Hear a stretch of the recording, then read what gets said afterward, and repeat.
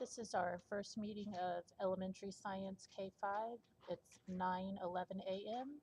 on September 22nd of 14.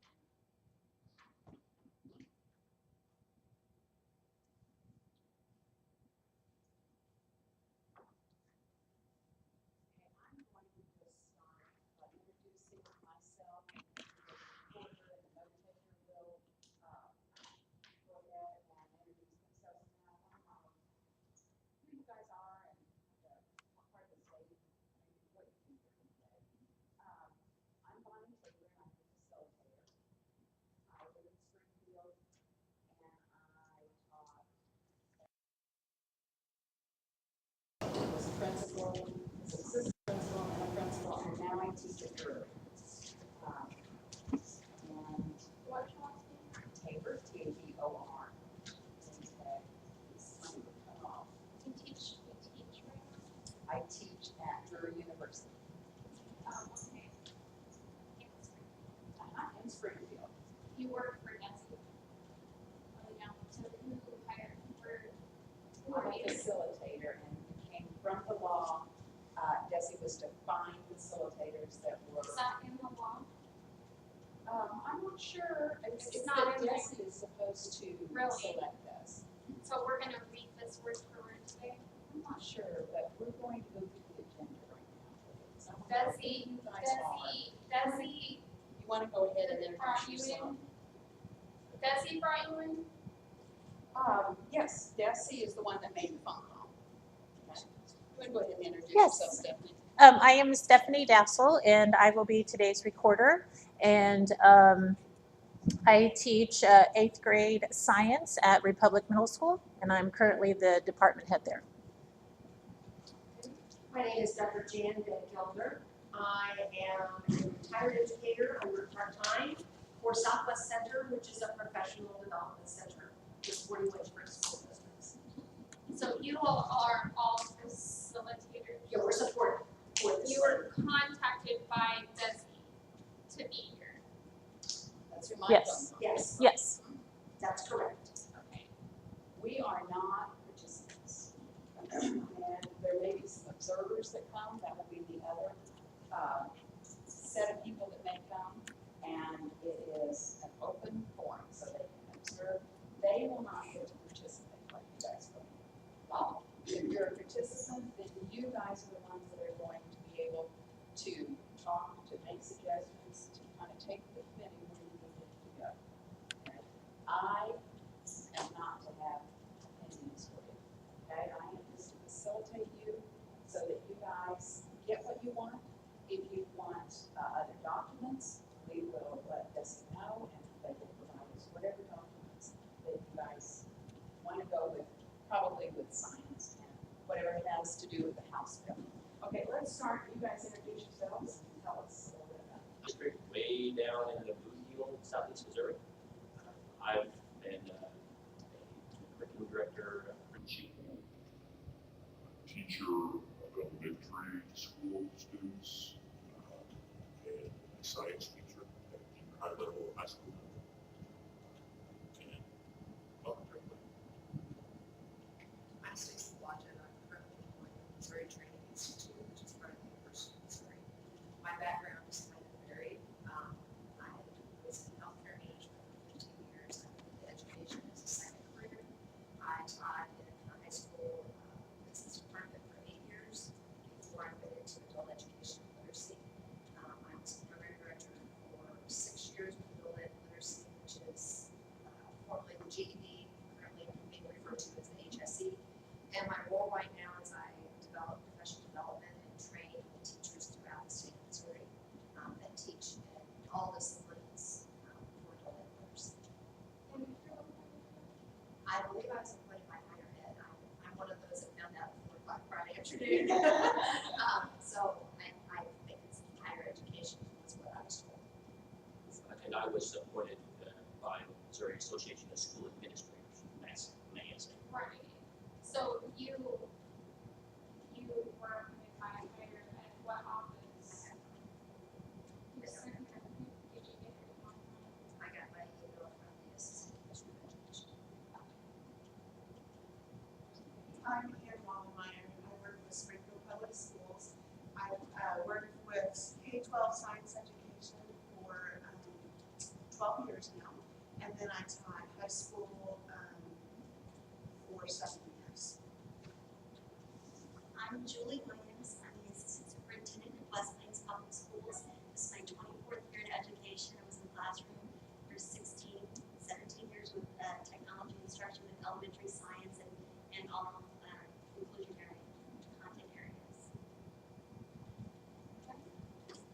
I'm just very nice. I teach third grade right here at First Base, which is a bit of a non-officer, use for non-officer positions. I've been there 24 years. Presented all around the state, different things on elementary science interface, a lot of time with that interface.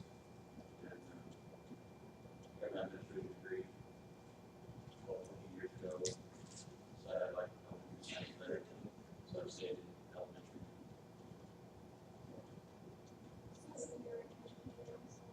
But that's all I've done for the last 25 years. And you're from Monmouth. I'm also a school district, and there's actually, we have a school building that's housed at White Air Force Base. Okay, and is that like near Warrensburg? Is that We're, yeah, we're Okay. based down south of Warren, or south or east of Warren. Okay, well, that's where it was. So we kind of have from all over that is for away. Okay, Jamie? My name is Jamie Shaver. And I have lots of questions. And I'm from Lamar, Missouri. I was appointed by Senator Tennessee as a parent. There were 4 parents appointed. Where did you say you're from? Lamar, Lamar. Missouri. Okay. I do have a lot of sections. I think there were maybe just a couple people that aren't here, and maybe they'll come in later. There should be 16 people here. Well, not 16 everybody, people sit on this committee. right, but not everybody should have. Right, but is that fair for us to conduct this meeting without everyone? They're welcome to come in. I think that we get to decide that. You are the facilitator, and it's not in the law that you should be conducting this meeting. You have to have a facilitator for everything. Right. Yes, you would. There's 16 people that were appointed by these offices. So which ones? It's in here, okay? I want our committee to conduct this meeting, not you. Well, I have to go through the PowerPoint. You don't have to do anything. Well, You're a I'm not. facilitator. I think we're being combative for no reason, because we have no idea exactly what they're wishing us to accomplish. So in order to know what they're wanting us to actually accomplish, we need to understand what their goal is, what the end goal is, what they set up. Until she's presented, and then if you have an issue, satisfied, we'll be happy to. You can My just issue is that why do we have to listen to a facilitator who's not appointed by law? Do you have any idea of what we're gonna try to accomplish today? Have you ever sat on the curriculum committee? No, I've not said this level either, but in order to know what I'm supposed to do to do it properly, I need to listen to the backgrounds. That's why we should have had an orientation meeting. That's what we're getting ready to do. This morning will be your orientation, and This you PowerPoint's our orientation. you are free. So all of the groups are hearing the same orientation from this PowerPoint. And then once we hear that, we're gonna do the work. Okay, okay. Okay? So rather than putting us all in one large group where it's difficult to talk and ask questions, they're separating us into individual rooms with the same PowerPoint, so it's consistent. Okay, so do you think that it's fair that some of y'all were contracted late, right? Very late. And so there was other people that may not have been able to get here because they were contracted Friday afternoon, or perhaps weren't even contracted at all yet. And I don't believe that they haven't just shown up. Because they applied for this, like these were No, they were appointed. but They were there was- contacted and said, will you come? Yes, but like through Senator Dempsey's office, parents like myself, we put in applications. Okay, And so when he made those appointments, he hadn't yet filled all his appointments, okay, from those applications. but the House bill says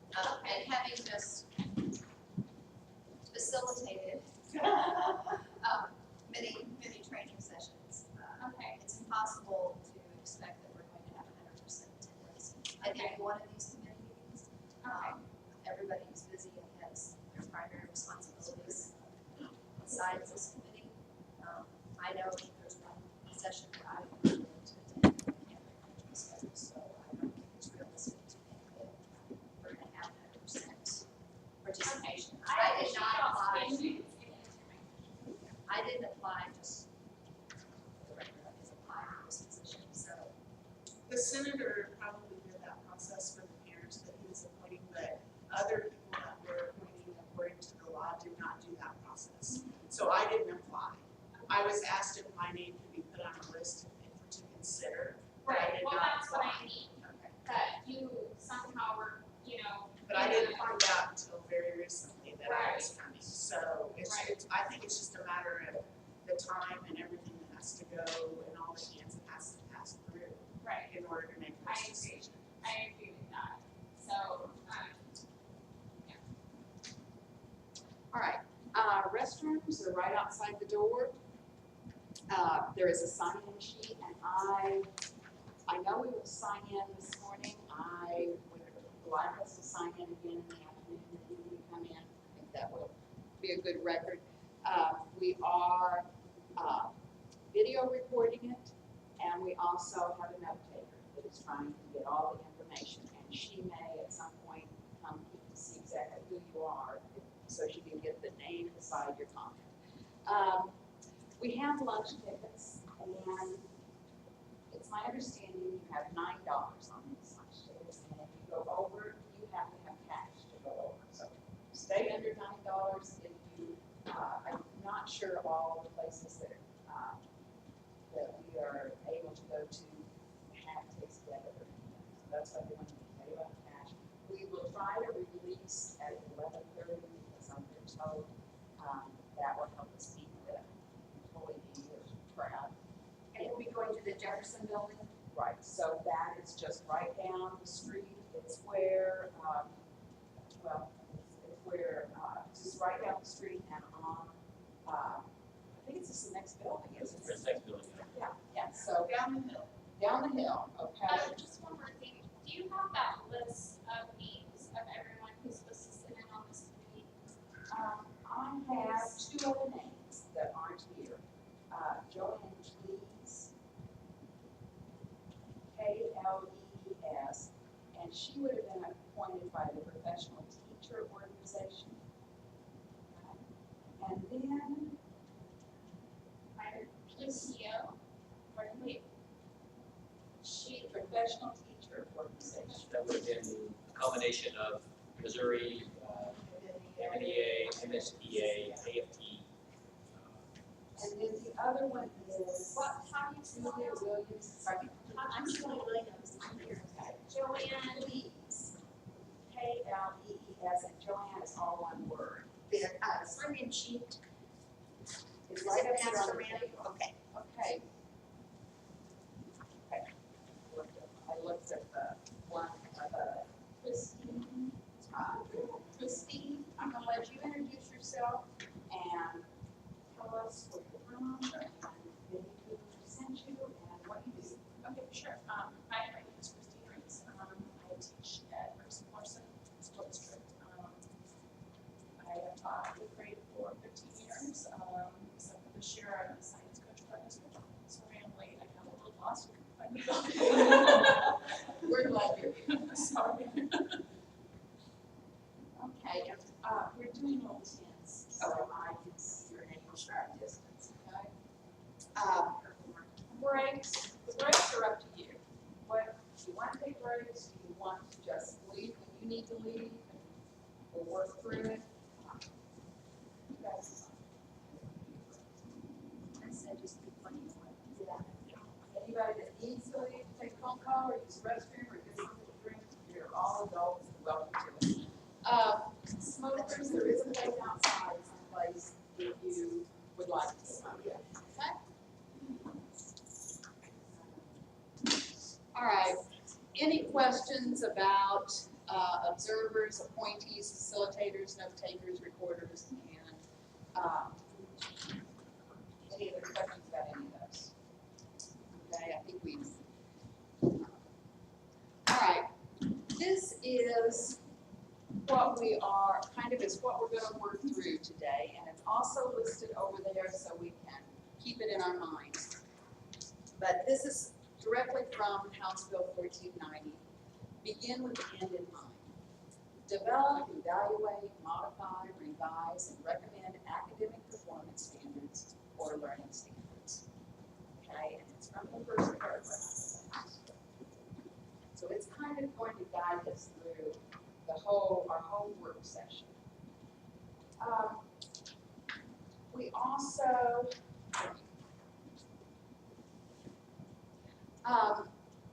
just so you know, we are kind of, I'm sorry, did you have another copy of the House bill? I don't have that copy. They gave me enough copies for all people to share, okay? So we can ask for, that's okay, but we can ask for more. I have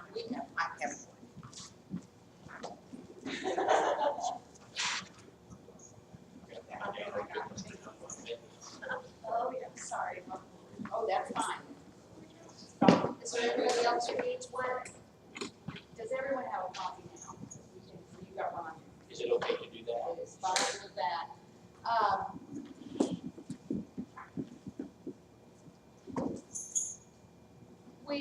Your technology is fine, those of you that are using whatever you want to use. We talked about breaks. We hope that everybody is engaged. You guys are stakeholders from all over the state. We really, except for this morning, we want your voices heard. Okay, so you guys are going to lead the direction in many, many different ways. And then also just some group rules, share speaking time, respect others, and any other norms you want to establish as a group as we get going.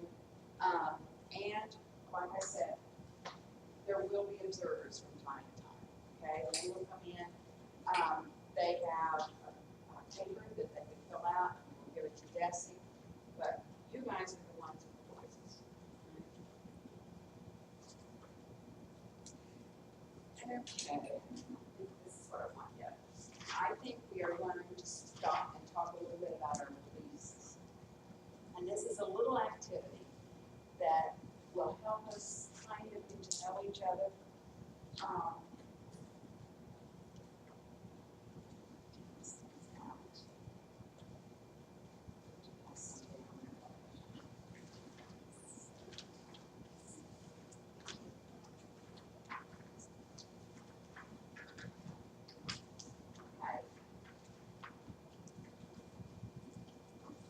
This is a belief system, and there's no right belief system or wrong belief system.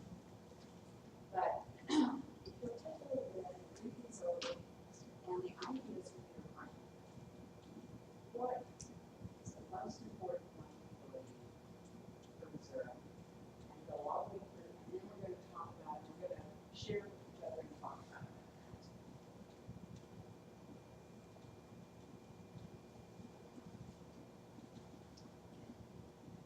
Do they have to be 1 through 5, or we assign 1 through 5 to each one? Now, it's supposed to be one, it's supposed to be 1 to 5, so the most important one we'll talk about first, not ranking each other. In other words, there's only one, 1, 2. Make sure you know that's not wrong.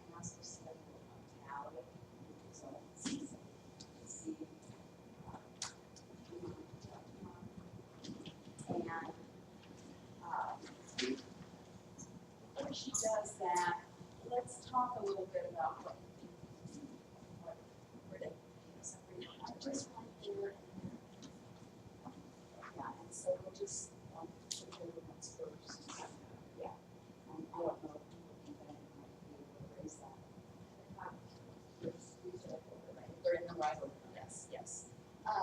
Cognitive process, what did you guys take that to be? That was the ability for these, like, to solve problems and be, Okay, so rationality, whatever you, okay. Self-actualization. You thoughts about it? I kind of pay attention to the word creativity in that description. Coming up with creative ways to solve problems or creative ways to address a situation.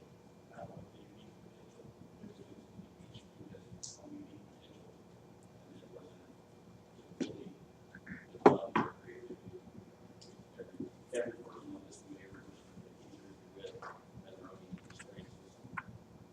They can bring to your group.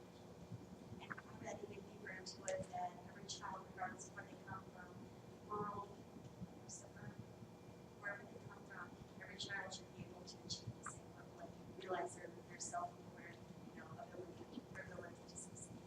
I took it as engagement, the love of learning. We're engaging the students if they have a love of learning, which I think helps all some of the other ones that come on with us. The next one, descriptionism. I'm sure that you know what it means, or to.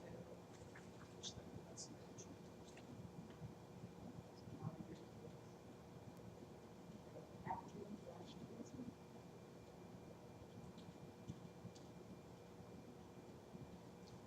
Like we were, rationalism, which gives the,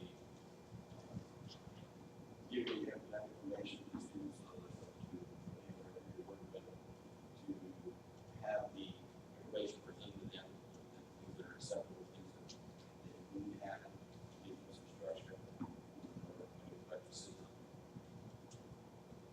Just kind of give background information, give them what it takes to be the perfect. The basics. I kind of took it as,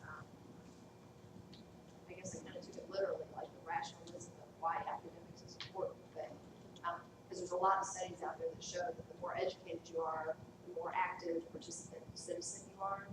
That's kind of how I interpreted that, but through academics and education, we can get them to be participants in democracy and citizenship.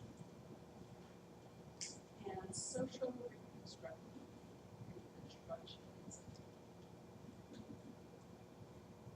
The awareness of what's going on in the world. And knowing what to do, or problem solving together. So thinking about the world around. Okay, you want to see what the rankings are, and I don't know, you might be a better way to do it. You wanted to put 1, 2, 3, 4, 5, and then if cognitive was their first one, tally, however you want to do it, yeah, like tally marks maybe. Okay. And you like kind of the same cognitive as the one. That's correct. Okay, so yeah, raise your hand if you had the cognitive number 1 as number 1. I did too. So I'll put 2 in first there. Okay, or do you, Yes, you need to go, okay, so how many had self-actualization as 1? Descriptive. Academic rationalism, 1, and social. So 2, 4, 5, 6. So Jamie, what did you have first? Did you don't have a ranking? So, Okay, and now let's do number 2, and we'll just do the Oh, I first, see. first and second, and just put a 2 there. You've got ones that look like ones, so Okay. just beside it, put your second one in, and we'll just start with this top 2. You can see my numbers not good. Okay, so how many had Cognition is number 2. agree?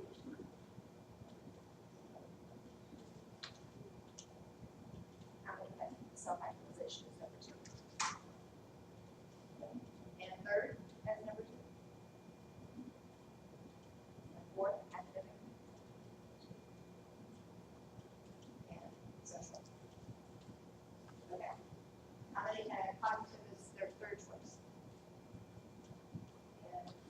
Socialization as a group. Descriptionism. Academic, professional.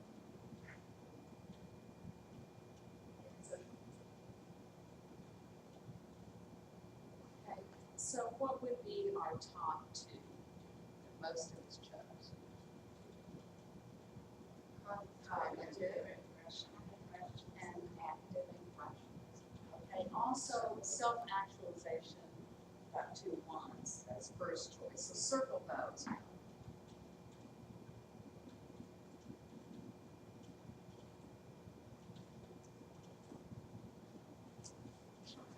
right, thank you. The notes, whoever has worked with this belief system said that we tend to choose in the way that we were taught.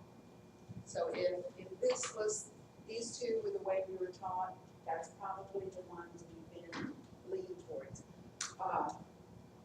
The difference is if you're a teacher, because you're taught the whole gamut, so teachers don't always choose the ones that they were, how they were taught, but they often choose the top two, those two. So just kind of an interesting little exercise to start getting you to think about where we're going, where you're going, okay? We're gonna do one other thing before we move on, and I'd like you just to share with somebody that you're close with an experience that you remember, a powerful experience that you remember from elementary school. I'd love to see elementary science. You can think of it, not all of us can remember much about elementary science. So just a powerful, and it can be positive or it can be one that is really negative too.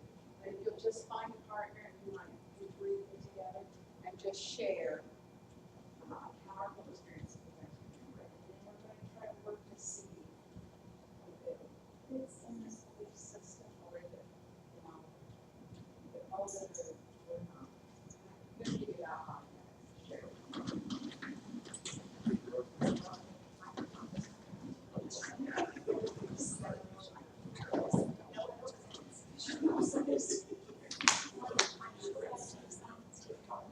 Yes,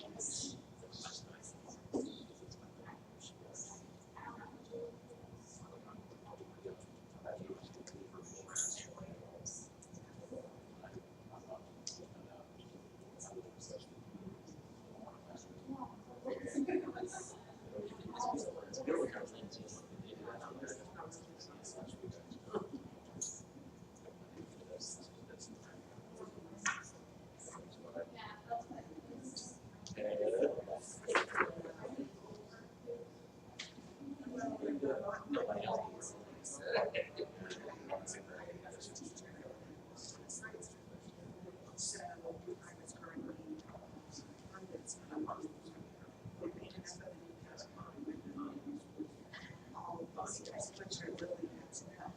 I work really bad, so as we grow from this, my question is, it's just what types of funds.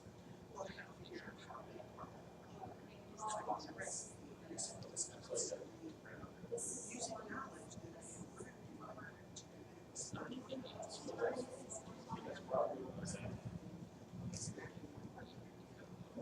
so I agree with the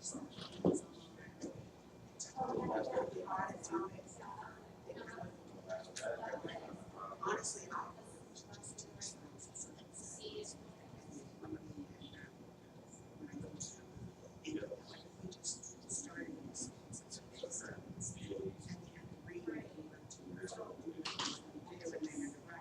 no, but that's fine to read.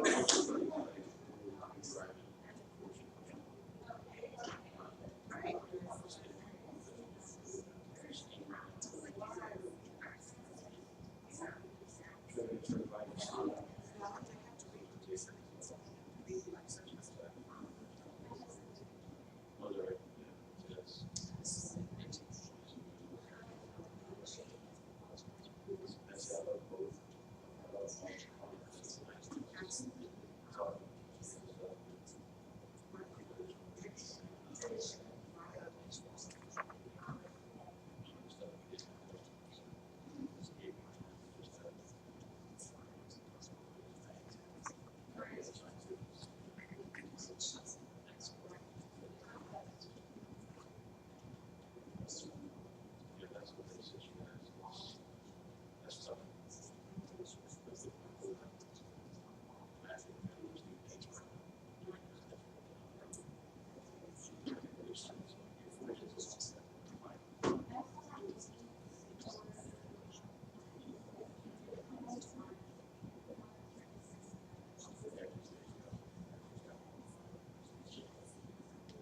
Ready to share out the papers? Absolutely.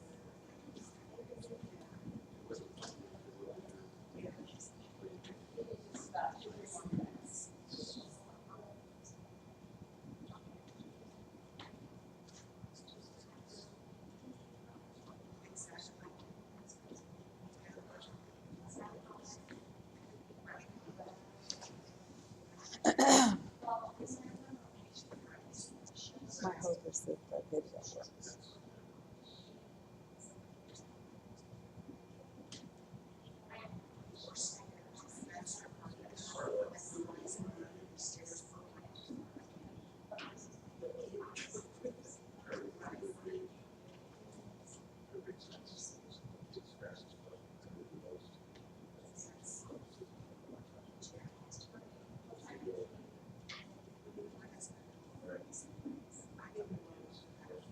Same way. I want to be able to, I mean, I learned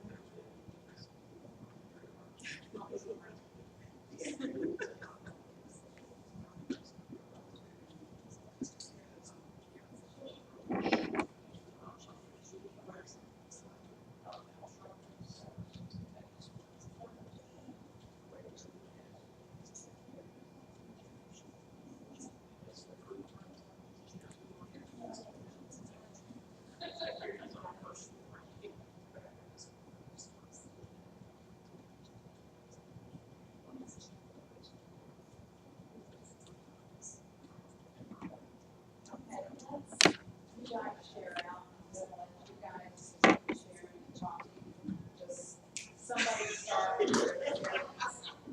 And maybe how it led you to your belief system or made you who you are, okay? I'll introduce Christine to the group. She has a pretty unique experience with science because it's interesting how your past experiences also impact what you do. She is now a science coach. And it's interesting where she started and what was her impetus for her interest in science.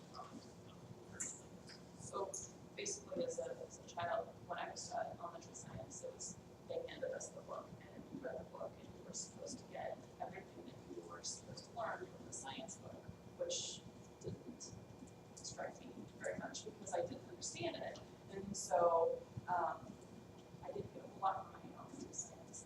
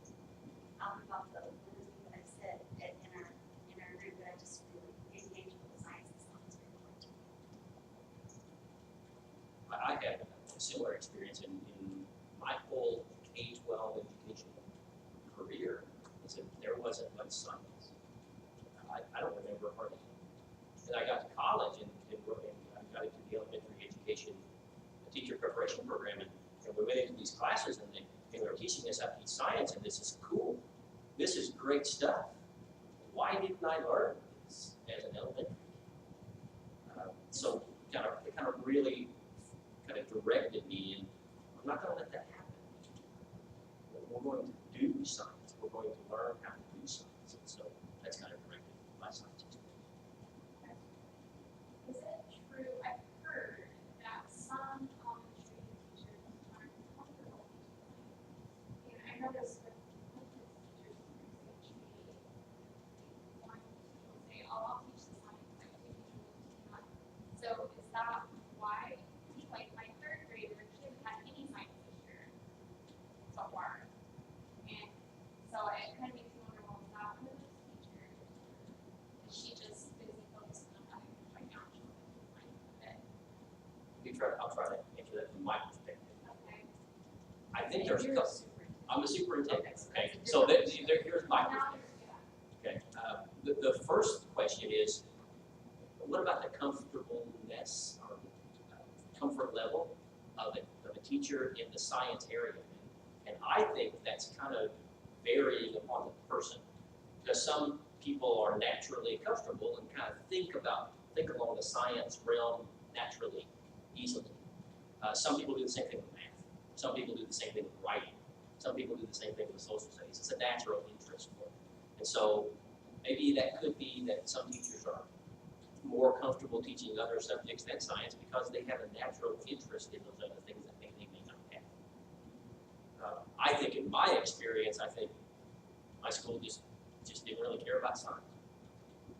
They really didn't have much for us in science. I was in a very small school. The second part of that, Jamie, is what about now? Because I see it in my school. We are focusing so much on reading and math, especially at those lower levels, and lower grade levels, because there's so much for those kids to know.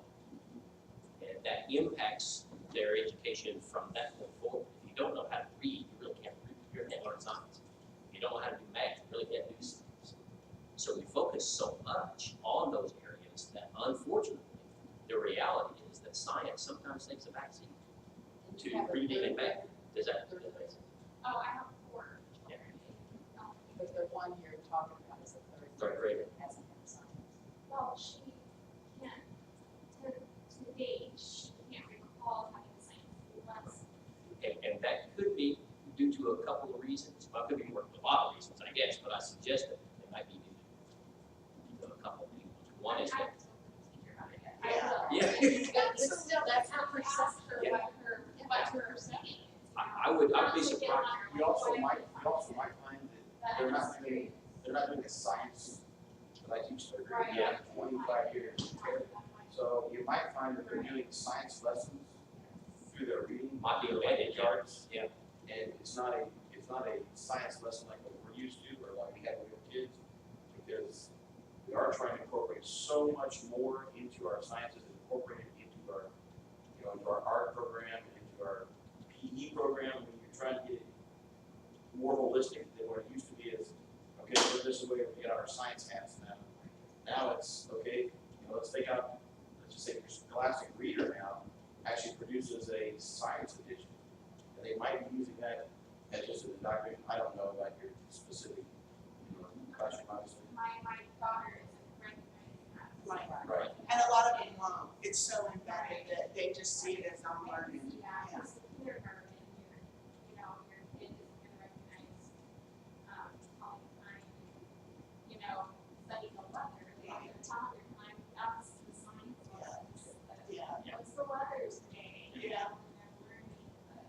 I think this goes back to the engagement thing I spoke about earlier though, because I think that it should be apparent to the child that this is a science interactive experience. It should be so meaningful to the child, they realize they're participating in something meaningful, just as in a passe content integrated without knowing, the importance. I think that happens a lot by reading a book instead of actually engaging. I have several thoughts. First of all, while I'm in education now, I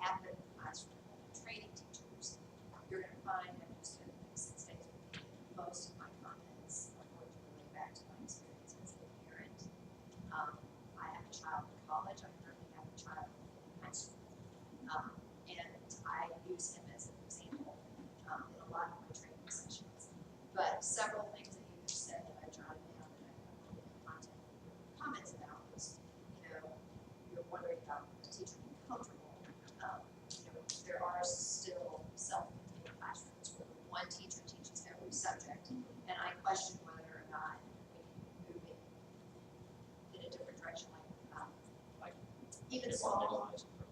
Well, even in small school, you know, my son went to a very small school in elementary, and then moved into one high school that was larger. So, but even in that very small school where we had a limited number of teachers, they did look at what are the strengths of the teachers that they have, and they did look at that when hiring them as well. And in adult ed, the role I'm in now, we used to be a one-room classroom with one teacher teaching everything, but we started now. In my program when I was a director, I had a 30-year math teacher, retired math teacher who was working for me, and I had a 30-year retired elementary teacher who taught English language arts. And I had them both teaching, the math teacher was teaching English language arts, all the subjects, and not math. And likewise was this one, and I thought, why am I doing this? And so I broke it up, and the teacher that knows math in her sleep was teaching math, instead of me trying to teach the English language arts teacher math well enough to teach the students. I approached how I set my classrooms up differently.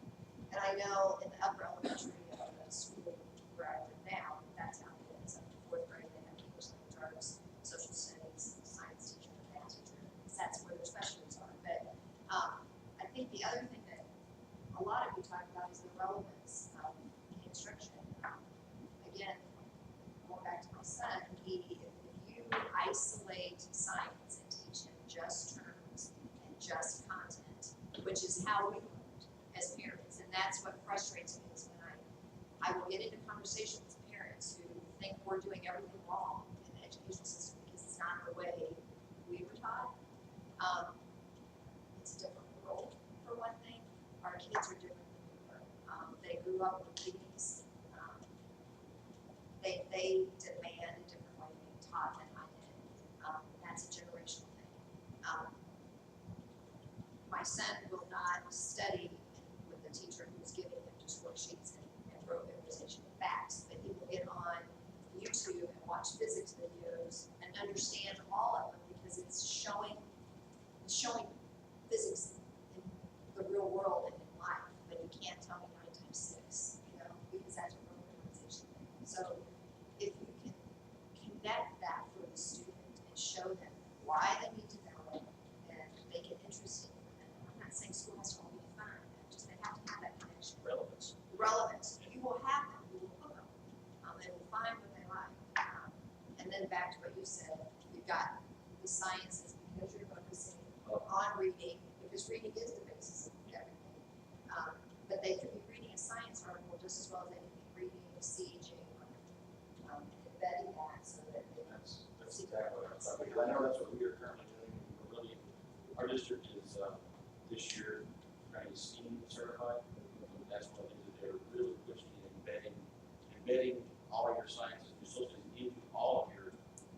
And that's when we do reading series and almost all of the reading series. There's science and social series, and almost all the ones we saw to evaluate and select when we selected have that science social studies. My students this morning are reading about Tesla and a couple other inventors. So Wednesday, I can pull out my Vandergraft generator, and stand some here on it. So they don't remember Tesla forever. Hopefully, I guess they're just trying to figure out what did my elementary science teacher do? Because my students write me back and say, "You remember when I was in your class? We did this." Well, I just talked about that in my college class. That is one of the beautiful things about teaching at the Air Force Base. Kids are all over the world, and so they write you back, and thanks to the internet, they can look you up and say, "Hey, you're still there. We just did this, and I heard you talk about this." So just because they're not having science classes doesn't mean they're not having science. But I think it takes people like yourself. Yeah, I wasn't inferring that at all. I have just heard another engineer say that, so I thought about that. Did we answer your question? Yes. I'm a little But I'm just curious, it sounds to me like Julie and Stacy are a little polar in terms of Stacy is more towards the around it all together, and you are.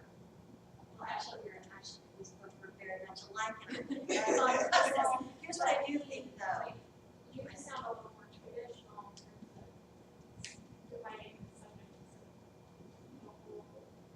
was wrong if I gave that impression. Yeah. What I need to say is that I still believe that even though we integrate science and social studies into the content areas, that children should still know that this is science, you're engaging in science, that the feeling that they're getting from hands-on experiences, they should be able to relate that we participated in science. So when your child comes home, they still should be able to say, we looked at the life cycle with butterflies, and we read about that, and so you as a parent would know that they actually engaged in science. We're actually not color on that. Yeah. We were right on. Yeah. I'm still a little torn because I've been struggling with this probably for several years. Elementary science is not overly complex. I mean, push, pull, it moves when I push it. So that they feel uncomfortable with it, I wonder sometimes if that's an excuse, because I would hope that as a general citizen of the United States, you would have common knowledge of science principles that would be taught at elementary. Because it's not rocket science. But I know there are some teachers who feel uncomfortable teaching it. And part of it is that you have to teach something, you want to have a little bit more knowledge than what your students have. So really to teach it, they need almost a middle school comprehension of science concepts to feel more comfortable teaching it.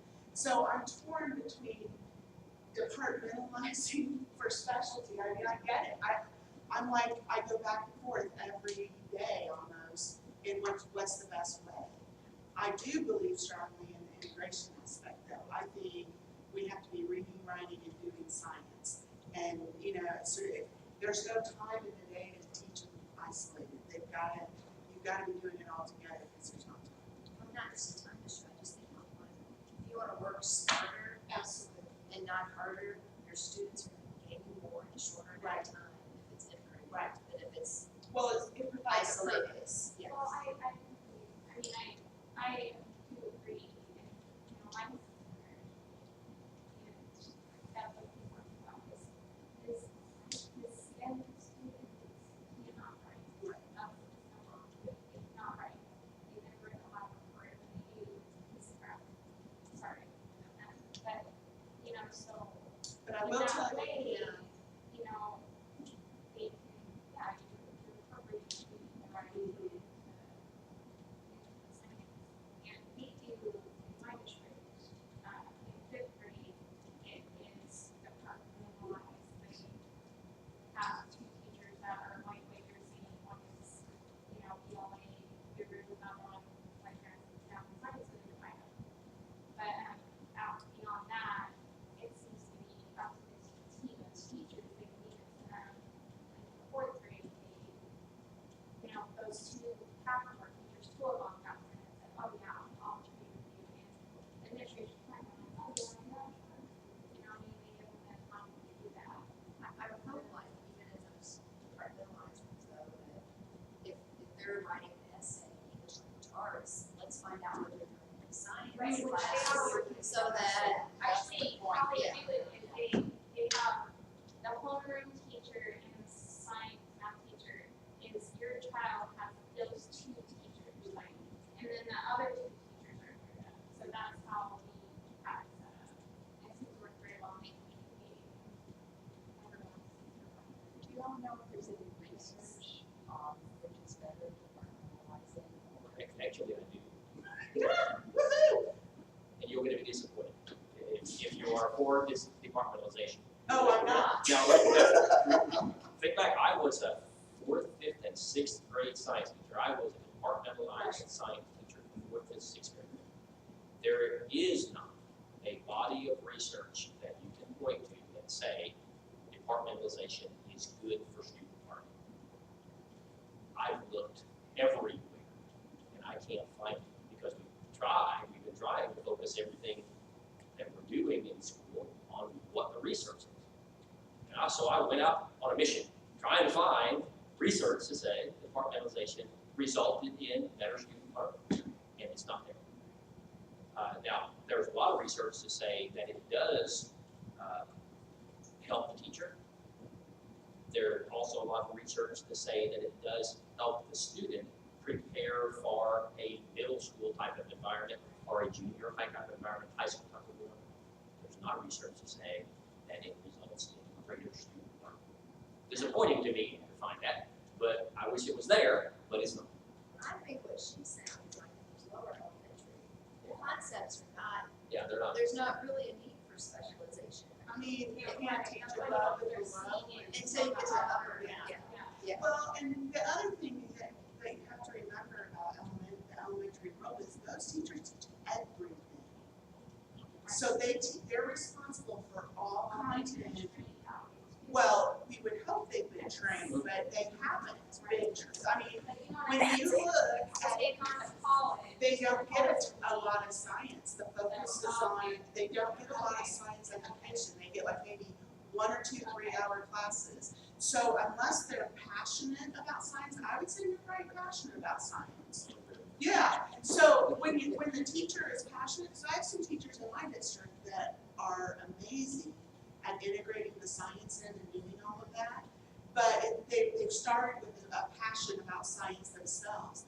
A lot of elementary teachers are more passionate about the English language arts aspect of that, or maybe the math aspect of all of their realm.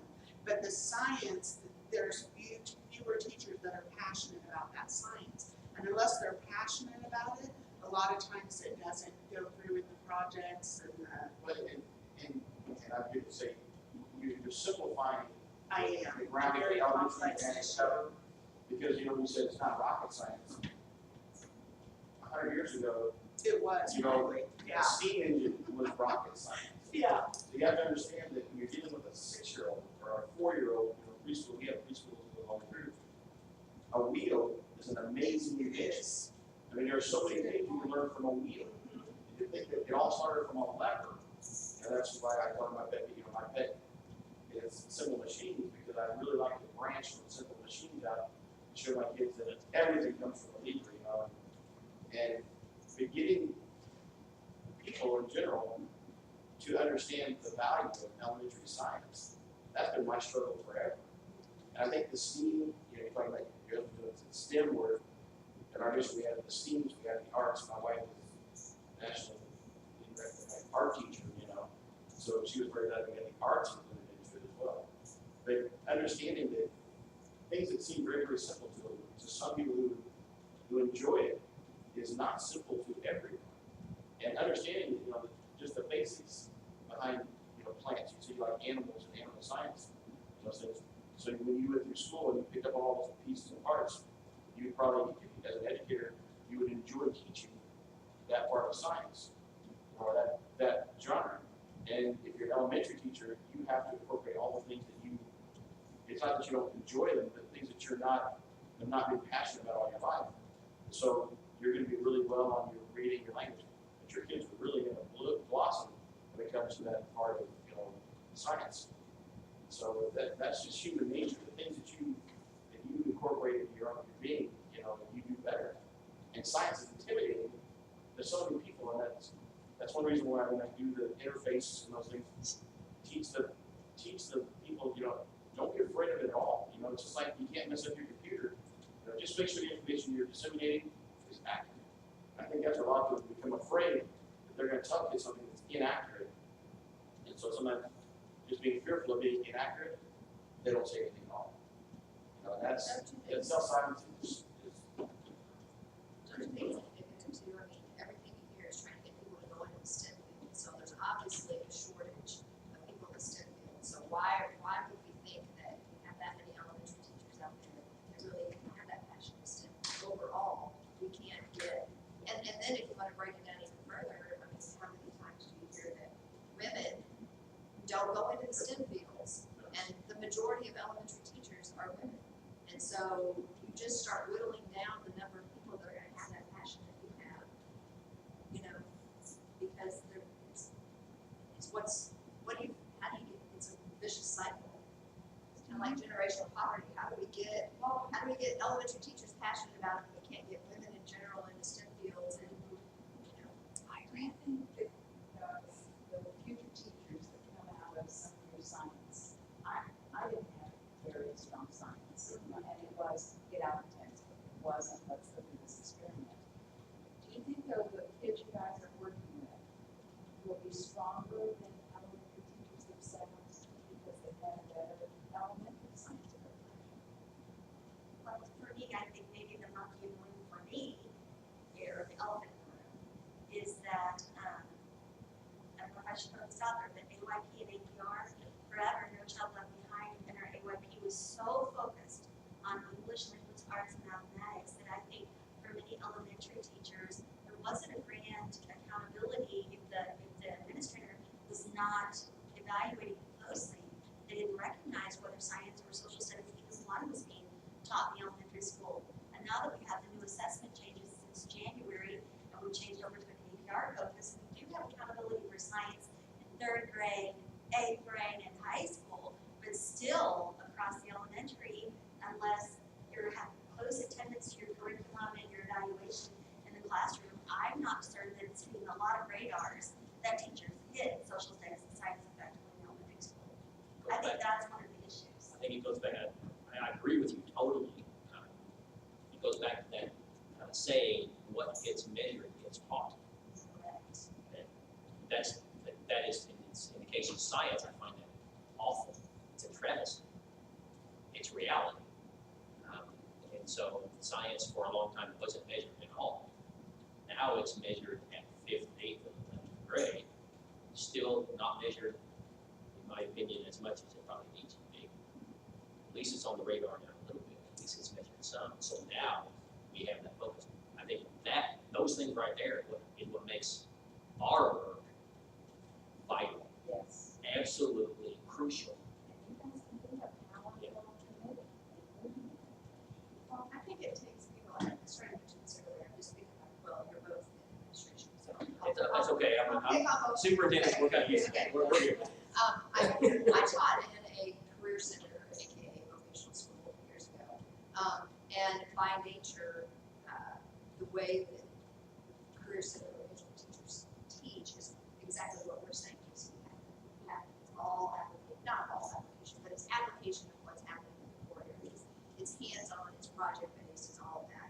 So I think we can learn a lot from our vocational career center teachers, which makes me very happy because I feel so like they kind of redhead stepchild in education to some degree.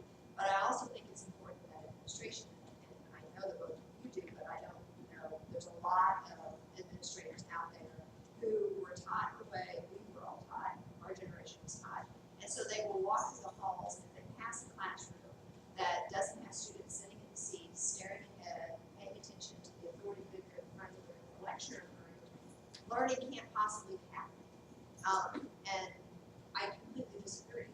I would, as an administrator, I would like to see a classroom that's not chaotic by any means, a controlled chaos where the students are engaged and having fun and they're learning. And if that doesn't start at the top and being pushed down by administration to say this is the type of learning that we want to have happen in our school, and you have an administrator that thinks that starting in chapter 1 and going to chapter 30 and getting it done because that's what's on the math test or whatever the assessment is that we're doing, we're not going to get those critical thinking skills that students have to be successful. And of course, my college, my experience instead of being pushed down, I really would rather go, they're allowed to grow up. Right. Because you have so many administrators and so many administrative forces who are saying, you know, when you put emphasis on reading and math, I know it's all important, trust me, but, and say it's more important that they learn how to read than they understand science. I disagree 100% because if you can teach them the value of science, get that grown inside of them, they will want to read and then they will themselves, and maybe it's when you told you people now, but then you can bring all the reading through something else they enjoy. I mean, Einstein, you know, we always goes back, Einstein didn't talk till he was 5. You know? The reality is, you know, you don't have to be a great reader at the elementary level to get a love for science, and then let that drag you and pull you and let you grow through science as well as, you know, having, okay, spend all your time and get them to read, get them to read, get them to read, and they're pulling them out of science time because that's one time of the day that they get them into LD reading, you know, and it's like, this is the one thing, this is the one area this child accelerates in, but it's also the only time of the day that, because you know, you have the The mandatory times you're not allowed to push students out, reading time, playing yards. And science as well, that's the time that that's being pulled in science. And it's a little mind-boggling.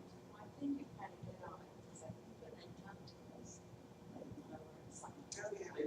They're like sponges and they want to learn it all. You would love to see things explode or see something And lift something off the volcanoes, ground with a force that they've never understood. You know, when I could have my 50-pound smallest little girl in my classroom lift me off the ground, that sticks with the kid. You know, I mean, that little girl still writes me letters to her mom because she sees me, asks me questions, you know, because she remembers the day 22 years ago that she lifted her teacher off the ground, you know, and it's. It's just like trying to get, I mean, if you're forcing them to read things they're not interested in, and you're almost, we just had this discussion online with some other teachers last night, actually, about, you know, there's a lot of reading programs out there, like reading accounts and reading blogs and reading journals, and this one person was saying how their child almost now needs to read, so love to read, and I experienced that. I have two students who love to read, but got to the point where they didn't because they were being forced to read things that they were interested in, weren't allowed to read the things they were interested in because they weren't on the reading counts points system or that kind of thing. But my son, I didn't think was ever going to love to read until he found one series of books. And it's just like what you're saying. It was what he loved. And as soon as he did, a weight was lifted on my shoulder because I thought, I had my first child who read everything. Her nose was in a book constantly, and I couldn't get her to read anything. And as soon as he found that series of books, there was no stopping. And then it just, I think it was something that I was like goosebumps or something. Yeah, Arlstein, Simon. Yeah, I think it was. Yeah, and I bought every one of them. I bought every one of them because if that's what he wants and he's going to read, then we're buying it. But now you know he's reading it. He was reading New York bestsellers when he was in 5th grade. His reading level was 12th grade and beyond, but I didn't know he would read. But it's finding what they love, and I am concerned that the tests are forcing us to not be able to find what it is about that student that they're passionate about. And I wonder, going back to, some teachers are passionate about science, but even if you're not passionate, the system doesn't give them permission to experiment.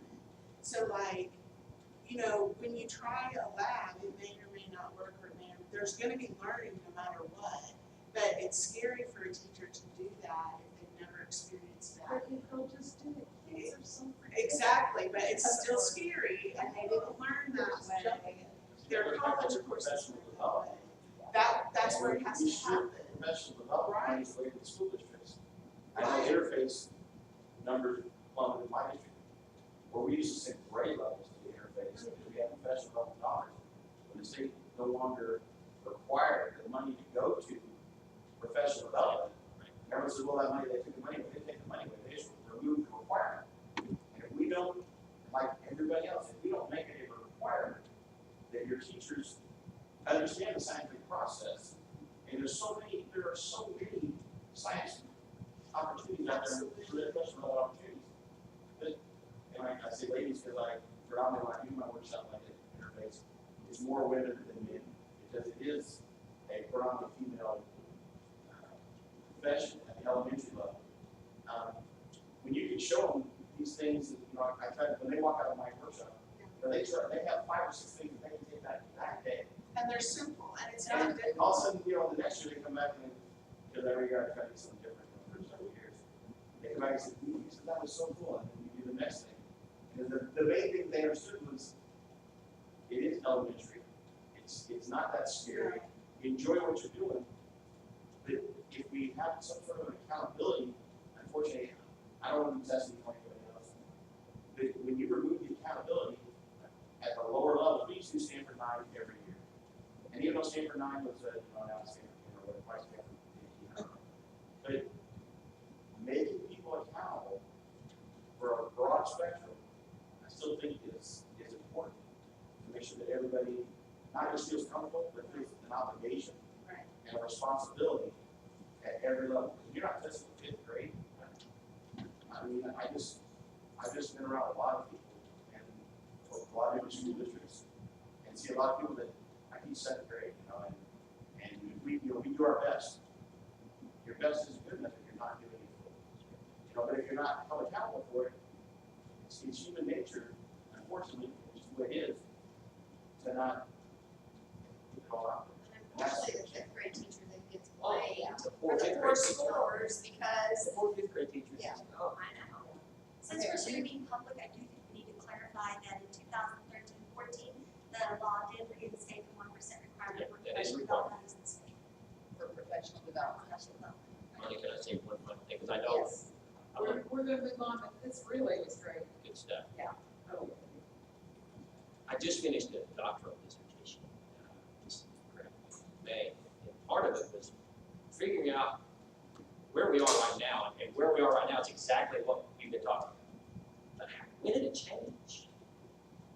The change is No Child Left Behind. That's when it changed. Well, it was before that, it was way back in the 90s, and there was little things that happened. But then when that stuff didn't work, we got in trouble on it. Right. And Make us. that put the focus so much Right. on reading and math, little bit of science, no social studies, of course, not social studies teachers. It's awful for them. That's where it kind of changed, and we've had now 13 years of that to really get it to where it is right now. So that's kind of my way of getting us back to yes, what and we're we're going gonna to go focus on. quickly through that with history, just so we're all on the same page. I do want to mention something, so you can be thinking about it. You have to pick, 2 liaisons, and they will report, it spells it out on the law, but they will take reports, and I think they meet 3 times. I don't know what the forms, but be thinking about who could take that responsibility. So it's a liaison and a co-liaison, and it would be, it comes from you guys, somebody, 2 people that you select. And I'll give you more information about it, but, be thinking about that, because I think tomorrow we'll be able to submit those 2 names, okay? Anybody want to say anything? We got a little bit off of your guys' experiences that were huge in elementary, and I don't want to not let you say it if you want to share that experience since we're kind of in science specifically. Anybody?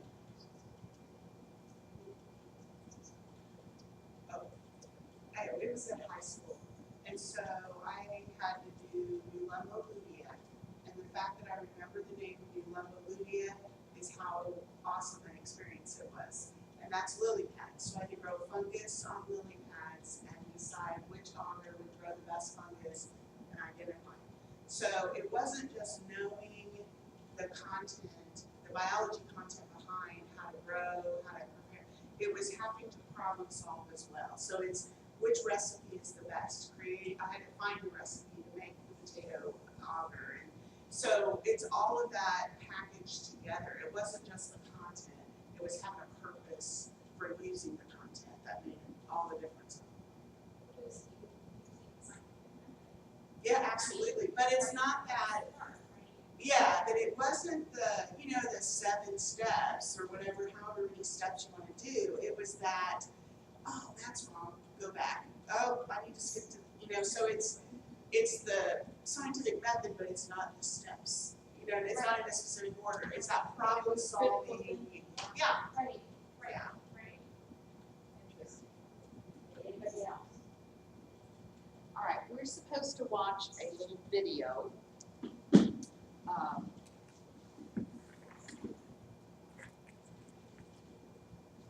it's about 5 minutes. It has just music, so just to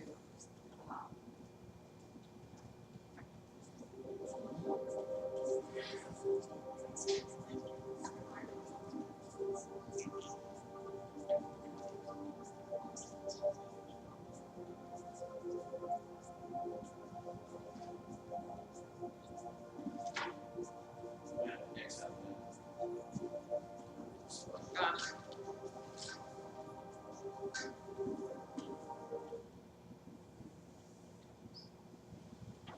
they've had a lot of trouble with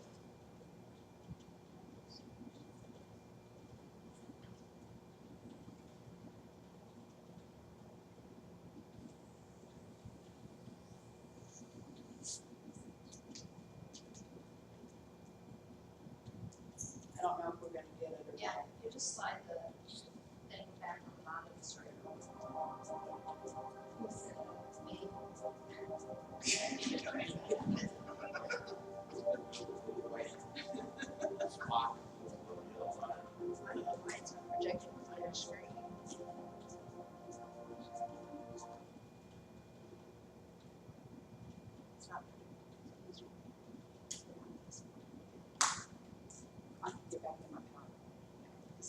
Guys, notice I've been on my phone here a little bit. We're dealing with an issue in my district. We have students involved in car accidents. So my high school principal is kind of keeping me informed. So if I have to step out, I apologize. But I may have to do that. Take him to the hospital. So I don't really know much more than that. So I just wanted to. I don't mean to be rude at all. So I just wanted to let you guys know. Okay, why don't you all take a break? I'm not sure I can get it to go back. That's the reason why we wouldn't work earlier, some people. Right. I was, and I almost asked him yet, when we was in here, like, how did you make that go? Because I was all over that projector. Well, he couldn't find, there was a cursor or something, and so he saw there was a cursor was way out here. So we went way out there. And I was, Will it show up on your computer? It's also. Because we can go stand around the computer and watch it. That might be we our are just best. trying to go get it going one of the two places and come back.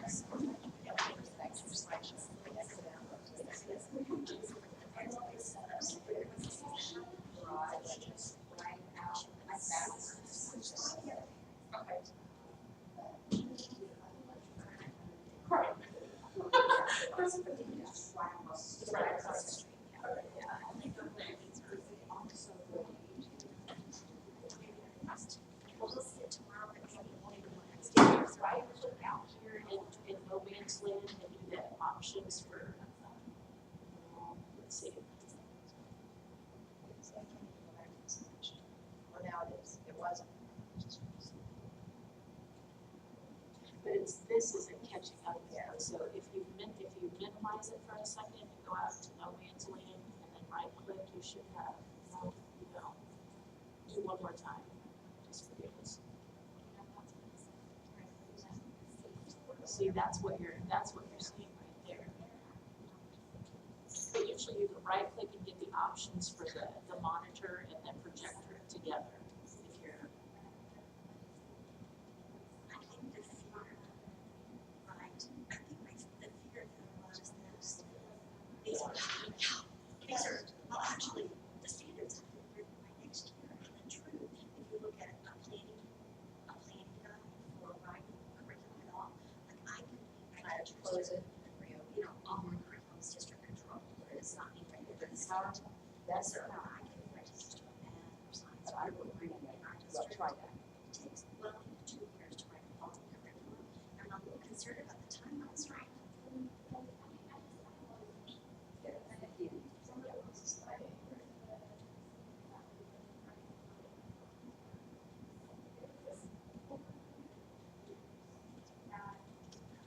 The legislature knows it's right. It's like there's. just try one thing.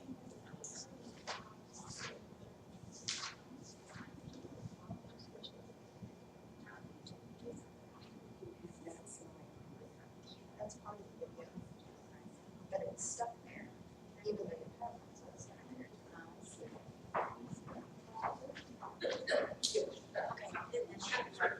This is what these are. Yes, I think it's, I think that they say that, and I'm just being, I think it's wrong to say that, that's me. I think what you're saying is the rigor of the Missouri test on the naval compared to other nations is number 2. And then people, when they start having conversations, they lead that over to everything else. right. That's where it was. I've never mentioned the Right, so the rigor of the rigor of our exams, Yes. the rigor of our exams, compared to all national exams is number 2. That's where I came from. Yes. I thought maybe since there was a delay, Let's say that. we did this. The legislature. Well, it all comes down to court issue.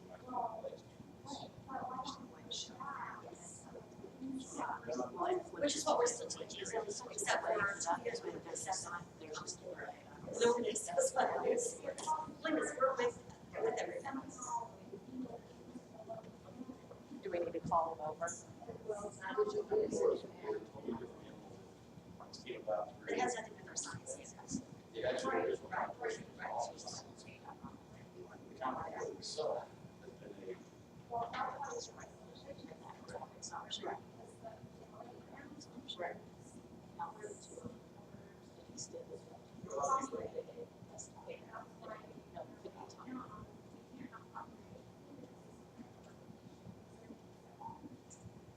There are a lot of people that can read it too.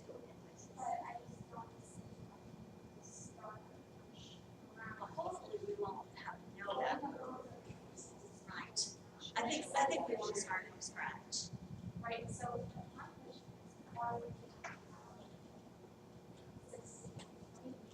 6 months? Well, I think it doesn't matter, yes, either, I think. Past this. Use Scrabble.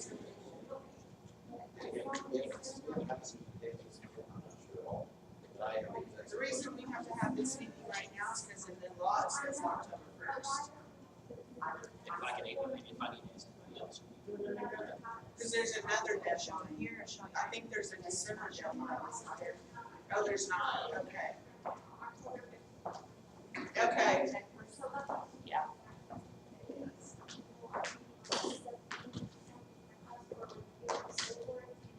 That takes it away from here to there, which. Right, and I think it's an update, it could be an update and not the finished product. Sure, what we're, we don't want to be under something else update and then, Right. hey, the school board approved it. Want something final. Whatever we Right. had, and we only have a month to work on it. Right. You know what I mean? So, Can you not get to it? Where Can't is it? find it. It's right Oh, there. right there. It's right there. But it's not, see, it's either, it should show up here, Yeah, and share. there it's not. And you don't even see the whole screen. Now. Yeah, go back and, yeah, you have to minimize it. Go back and minimize it, and bring it back to. Okay, see PowerPoint down at the bottom? Yeah, did you try that? So we've got to get it on the computer too. No, our desktop. Oh, yeah, That's why that extended desktop should because they weren't do both. necessarily informed that they were supposed to be here. Yeah, we don't know when they were, when we made, like I say. that top one should do both. The monitor plus the. I was, guys, nearly 2 months ago. Yeah, that me too, it was 6 months. So I think there may be some people that just found out, and there were a lot, I do. But we don't have about 2 weeks to cancel on it, to say, yes, I can do it. But if you get your name on the line, say, yes, I can do it. And they do it again. Well, you don't know, they may have a family, they may be at home and been sick. There was a list that I saw that there was a still marked registered. And one of the, a lot of those parents, under the service, parents,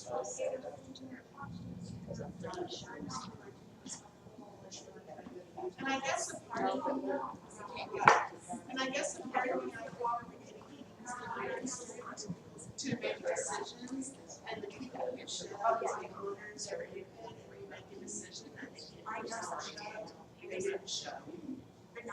You know what I mean, like,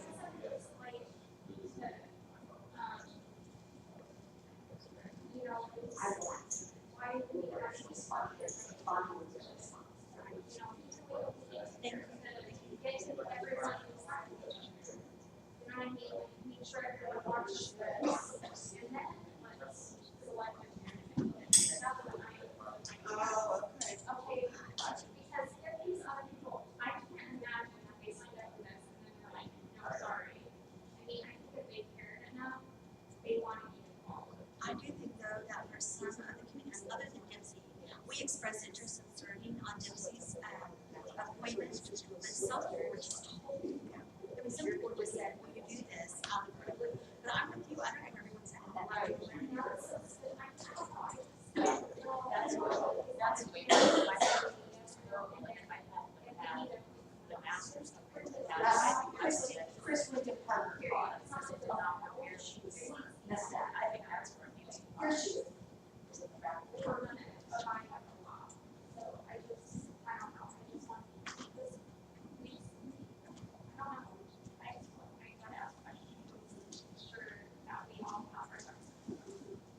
If you have questions that you can answer, I'll find somebody at lunchtime.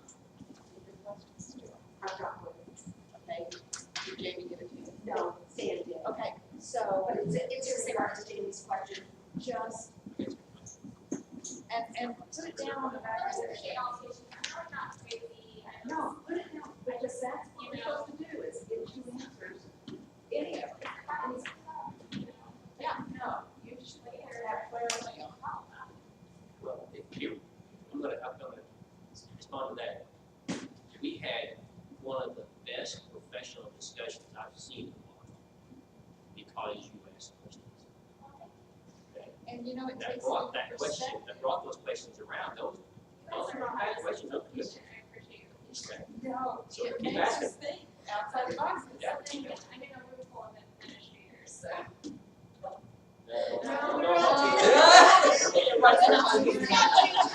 Just these two. I like to do,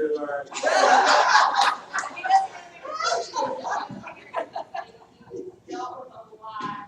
that, That's what I'm saying. Sorry. And you don't know how hard it is to sit over here and like, I did see you cheering over there. I did see I want to say it. Okay, we're gonna go through this fairly quickly. It's the history stomp meeting, when you wanna talk about it. We were real concerned about the video, that it was gonna work, and I think this computer is too slow. And so I think if we sit here long enough, it might come up. But I'm gonna have somebody come over at noon, and if we get the video going right after noon, we'll go back and get it. Right now, we're just gonna kind of go through the history of standards and assessment. Early standardized tests, World War I, 1918. They trace the history. It was really to, the IQ test came about because they wanted to test officers. They wanted to find the best officers to promote in the Army. So that's kind of the beginning of where we can trace it back to 1918. And then in 1969, National Assessment of Educational Progress, which is NAEP, attempted to gain information comparable all across the country. And so out of this, I became standards assessment. And so keep in mind that if we deal with this standard, the law says we assess it. Okay, so we're working with the ones that then will be or can be assessed.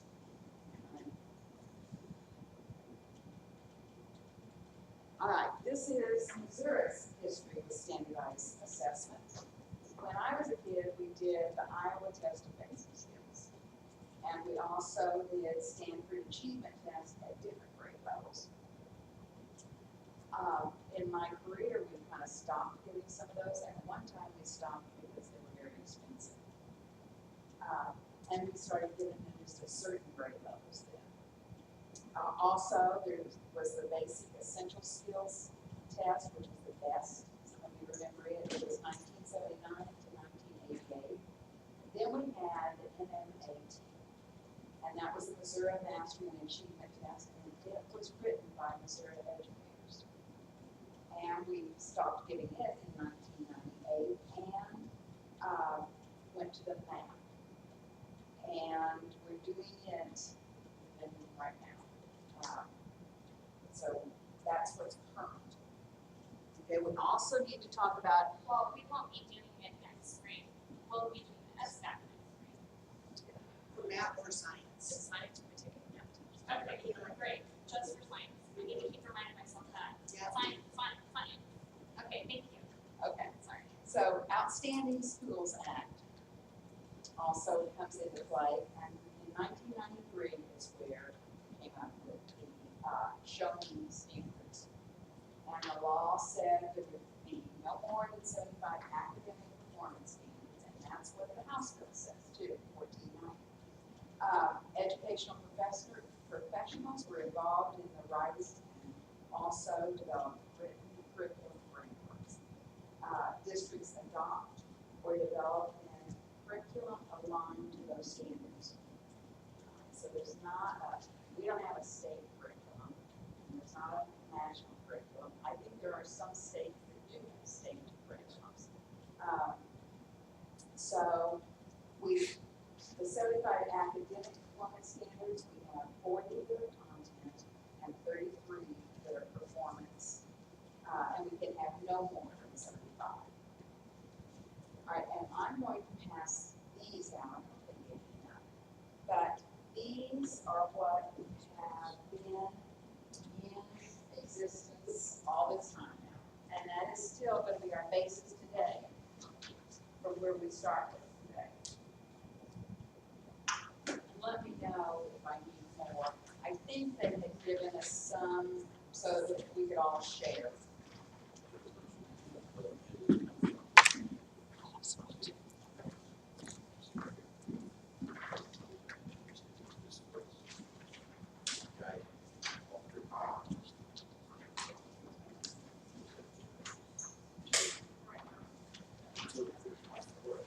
Okay, do some of you want to kind of talk through some of these so that we all are on the same page? One of the questions we're gonna have is because we call everything in the world standards, okay? So we're gonna refer to these as sort of standards, and we're gonna have a name for what we deal with later. But right now, somebody, one of you teachers wanna talk through the performance standards, just talk to us about the place.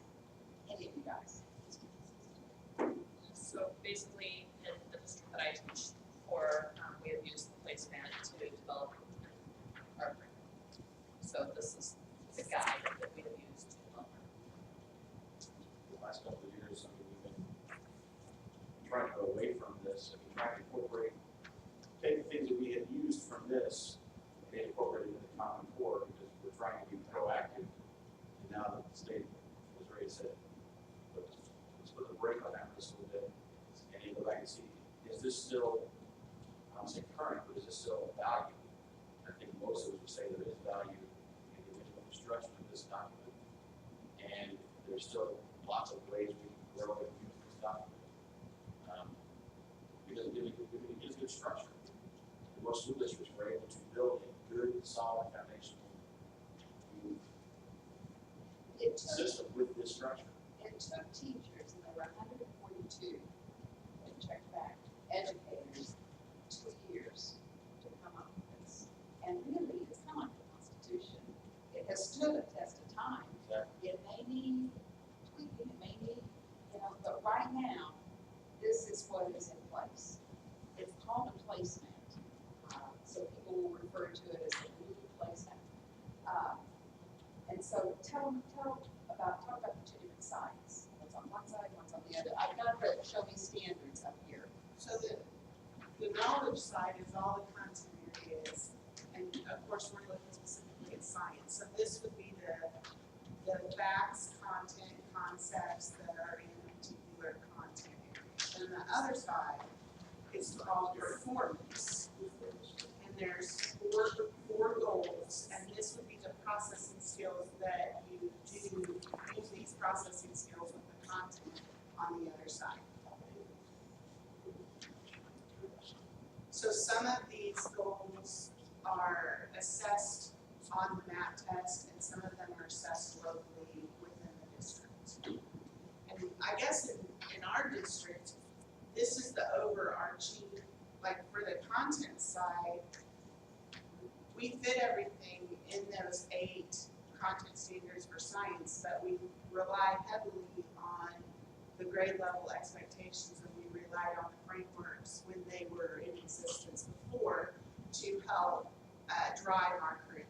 So we didn't necessarily write the curriculum from those because there's standards or expectations, but it helped us determine what we were doing. And then we merged these process skills in with that content to develop our curriculum. Okay, so we still in science have what we call the GLEs, the grade level expectancies, and the PLEs. Yes. Course level expectations. Okay, so what I was told is that these will stay, and that we are working in the science, and we're going to call them expectations. Okay, so we don't get confused. Some people call them the science standards in your district, but we're not going to use the word standard. We're going to call them expectations. Okay, and they are by grade level, and we have a copy of that started on. And we will take as long as it takes to get the we'll work today and tomorrow, then we'll work 2 days, 1st of October, we'll work 2 days, end of October. I don't know if the groups will be finished then, and if they're not, we will move right on forward, okay? On the calendar so far, those are the 6 days that we have the access. Yes. I have a question. Again, I'm not a science person, so excuse me if I sound uneducated, but it is my understanding that we have next generation science teachers and we have the Common Core. And so if I'm interpreting what you're saying, right, is we're gonna write this, I don't want to use the word standards. We're gonna write the expectations that Missouri is going to have instead of the Common Core. Science doesn't have. I know they don't have their own separate, So so the- I understand that it's embedded in there. The next generation science standards are not produced federally, they're produced within communities. So there will not be federally produced assessments involved with next generation science standards. They're working on some independently developed assessments, but there has not been a lot of work around assessment with next generation science standards. So what we write won't be, right? I mean, if we write expectations that have to be assessed, There's not necessarily an assessment yet for those who are correct. so But that is also comparing the apples to apples. So right. regardless of whether we use next generations Or science whether we theories, or we use- use right. whatever we have, there's still the issue of who's paying for the assessment. Right. So that money is just Right. the same regardless. I think they're So I probably guess- waiting on the assessment until there has been, I know I want to the other way, I like to know what we're gonna assess on. Right. You know, I go to it, but then that kind of goes back to teaching to the test. So I might actually think this is a much better system. Right. We're gonna sit down, I had to move the tape right on that. Yeah. And we're gonna say what's best, what things that really need to be in that curriculum, and then let them form an assessment, or I don't know, let groups form an assessment for the things we say are the most important things. That I'll just use detail. Right, but we're not gonna say curriculum, we're gonna say what needs to be in that set of expectations, because the districts will have to create the curriculum from those expectations. Exactly. And that's what the big win with this, with the Common Core, is people do not want to lose that local control and say, you know, we can't go to our state and talk about it, we can't go to our, you know, it's all conference, we have to go to a textbook company, basically, or, to get anything changed. And that's why I think this system, it's served us fairly well in the past, and I think it will continue to serve us very well if we do it properly. My question is, if we have the next generation science standards out there, and it's my understanding several states have adopted them, we even had people from Missouri that were to write them, why do we not have a copy of those? You do ask, you ask. I mean, that you brought them, but I'm just saying, She'll get it. You ask for a copy. it just seems to me like if we already had something that, I mean, maybe there's really good things on there. So our use, okay, we already have dual use too, okay, those expectations. So I just maybe we need to look at them side by side. I would like to look at them side by side. I mean, Well, just to. I guess the other thing I'm thinking is these were written in 1993 and 19. But now, these are going to stay out, please, I can kind of. Can I interject just a second? If you look at, because we've done a lot of this in our district, but if you look at the GLEs comparatively to NGSS and you just take out content, I mean, the content is still, 90% of this the same. So you can increase rigor and relevance within your curriculum per, your local district, even with these. So we've looked at those comparisons. We're just worried about going completely with next gen because of we're not knowing whether they're going to be adopted. But we've tried to do our best to marriage those together. But again, if you look at content and look at these 8 principles, you're going to find them 90% of the time still in next gen. I'm not worried so much about the content, because I think science content is science content. What I'm worried about is what we picked as the cognitive critical thinking. Exactly. That I'm thinking of standards that were written more recently in the world we're living in today might have more of that critical thinking that we don't have in this and the DLE. So the challenge with the grade level expectations is they are content, and you guys don't do this they are content standards. They don't necessarily have the processing embedded within the content. From our conversation earlier, it sounds like all of us think that that processing and application is a really huge component of the expectations, that it needs to be there somewhere. And I'm afraid if it's not there written in the expectations, I would like to think in the world you were talking about living in, that there are school districts and or educators that will say, it's not there, so therefore I'm going to worry about it. They're going to worry about content and not the applying and the. But then the question is, does that need to be in the expectations, or is that in the, why would just done at the district? That's what it says on the top of the GLE, it says GLE will provide a framework for instruction and assessment. It's a framework. Right. But I keep going back to what you said, if you're not accountable, if we don't have in there that they're not accountable to the student being able to apply it, you said to yourself, that's human nature. I'm 100%. You know what I'm saying? I don't know, and again, I'm not sure 100% where, so the team, basically always go back to the team in it, you know, where we can get for the enforcement side of it, because let's say it's here. Now, the problem, I don't think the problem isn't in the framework that's there, it's in the fact that we haven't given it enough value to have repercussions if you don't educate your children, you know, so that they have science every single day. So if you play the numbers game, science is actually being held more accountable than English and math, because in the numbers game, English and math is assessed 3 grade levels, so all of those students are given credit for APR. Science is tested at 1 grade level, so if you have a student who messes up in that 1 grade level, it's going to affect your APR score higher than if I have one student in ELA or math. What do you mean you're For a building's APR score. Because we're grade span.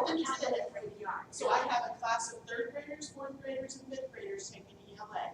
I have a class of 5th graders taking science. If I have a student who's low here, it's going to figure less on their APR. You're assuming the composition of the building, because that would not be applicable in my district, because our buildings are tiled differently. And so we have buildings that have K-4, you know what I'm saying? So your accountability. I'm talking about a K-5 elementary building. Okay, but not all of them do. I get that. I'm just But saying, many aren't. That's what I'm saying. So accountability wise, I can't say that I know what you're saying, that there's the weight on the district for that 1 grade is more. right.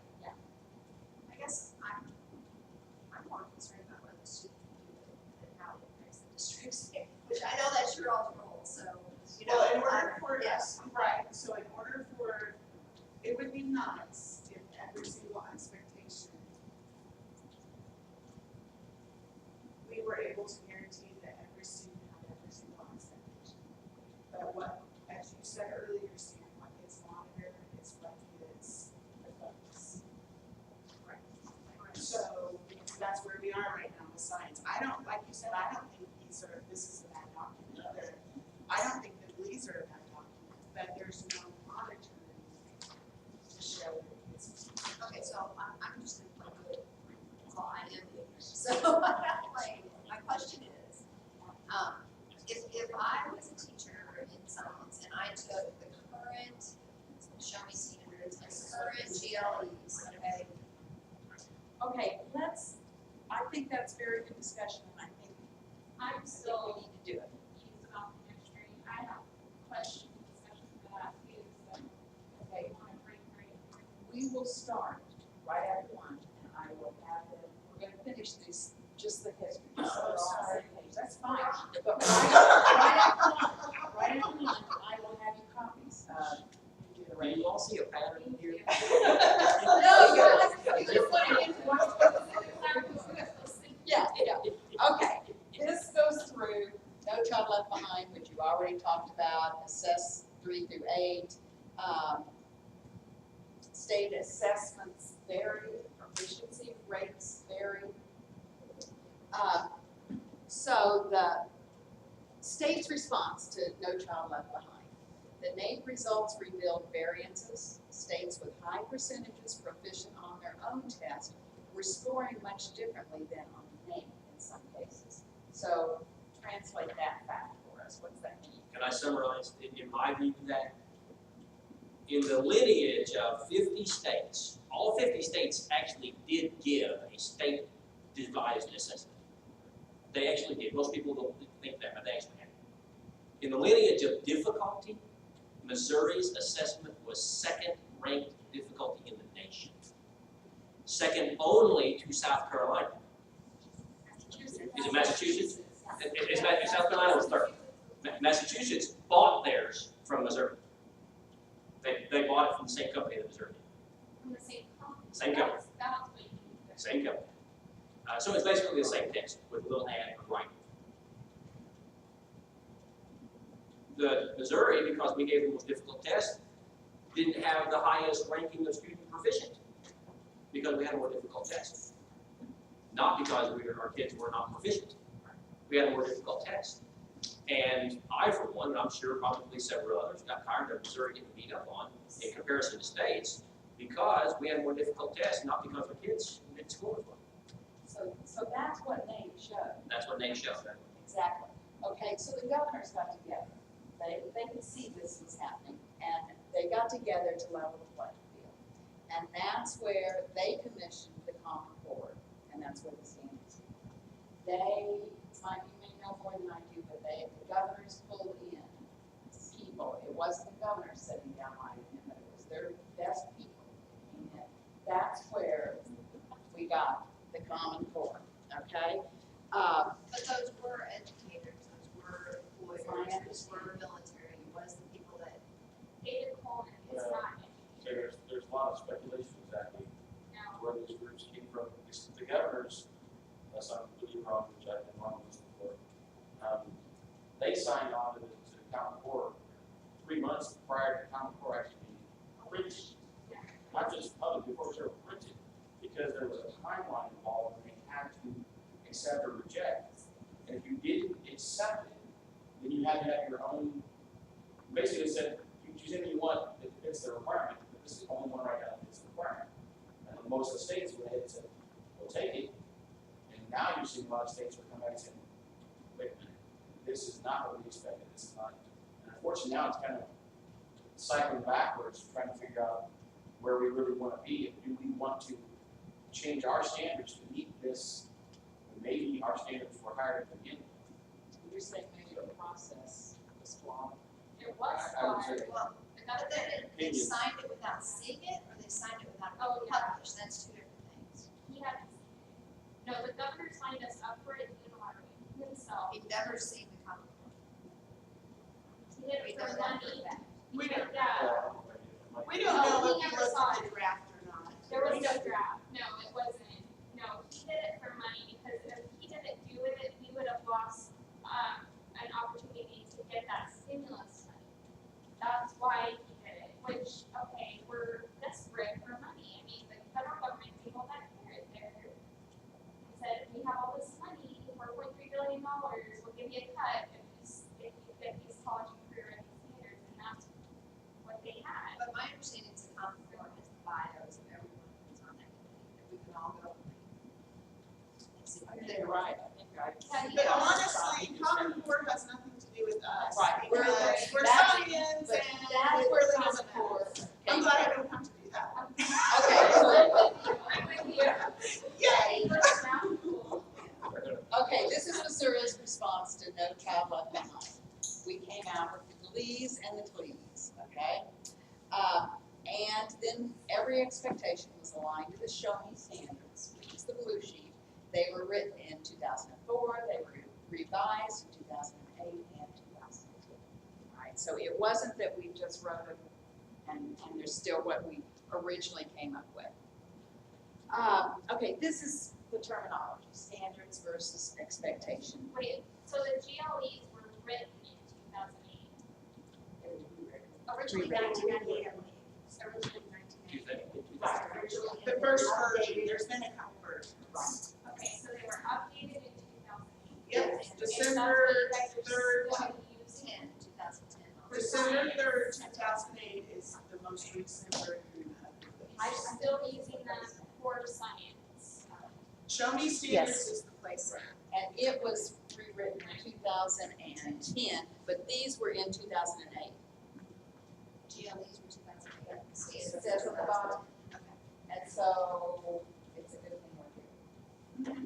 Okay?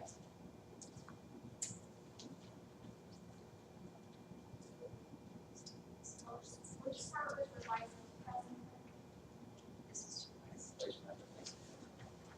That's the last revision was 2010. What was the revision in 2010 Specifically, you want to go back to the slide? that you were saying? It was The that placemat, not the GLEs. Every expectation. So you need these things, right?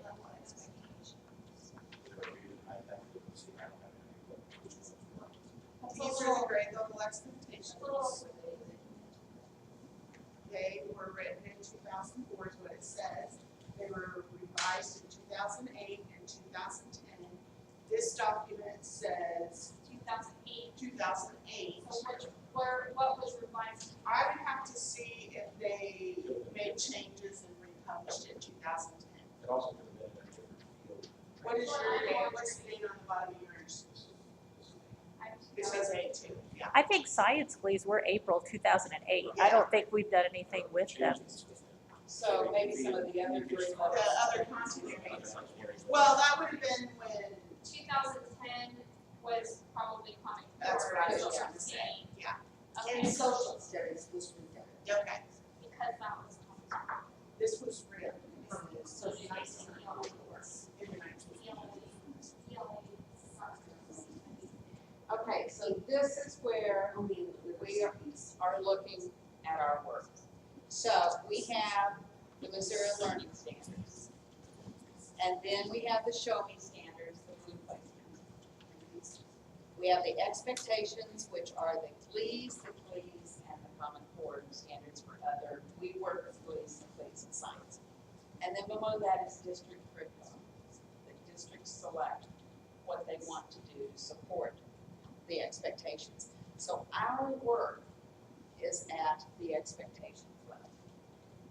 And that's what we're going to start in right after lunch, and we're just going to take them page by page.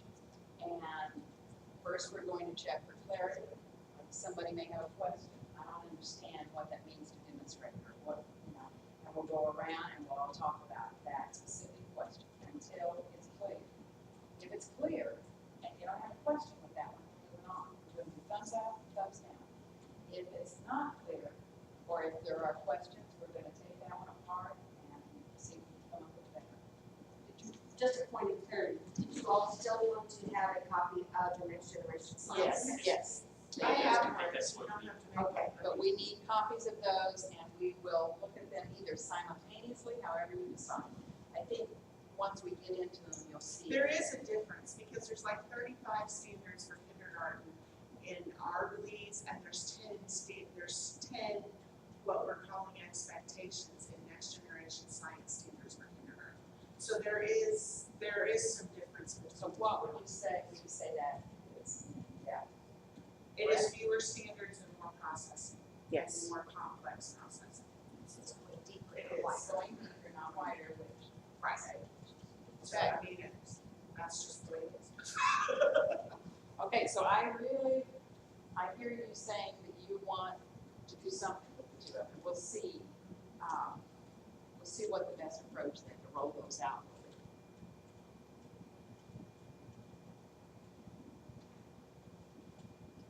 be. Okay, this is where I'm ready for lunch, and we're a little early. You guys have turned and reflected lots. But I think it's been a great conversation. And I think you've asked great questions, and we've gotten a long way in figuring out at least what we want to do every month. Lunch tickets, this is talked about now. These, what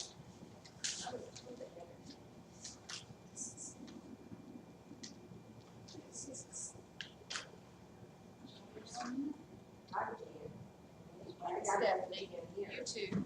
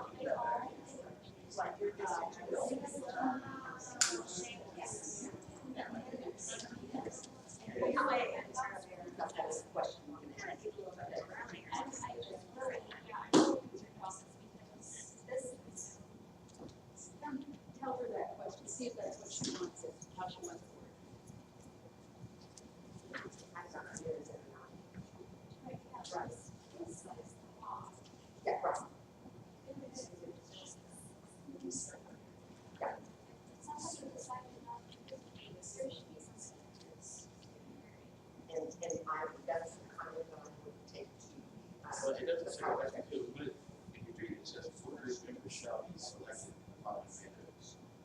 These are people that were selected. It doesn't say that they have to have college, anytime you have anything. Well, not saying that we must. But I know we don't have four, if we don't have four, Form is just. so what you're saying, is that what you're trying to say? You're supposed to work 3 or 4, and at least 4 people there.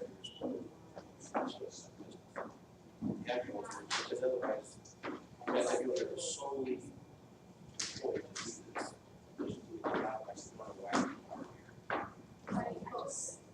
You just want something, you want someone to address that. That, the people that interact with that, they're the ones that all people, you know what I mean? So. Yeah, I want to know what's going on. Oh, I already have one of these.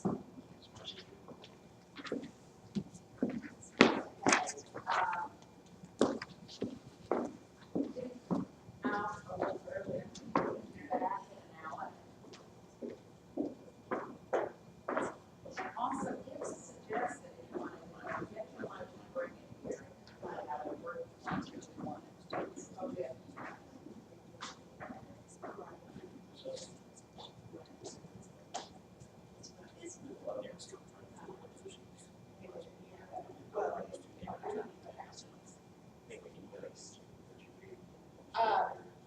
How long? Okay. Okay, it's been suggested that we don't come back to a working lunch and that we have time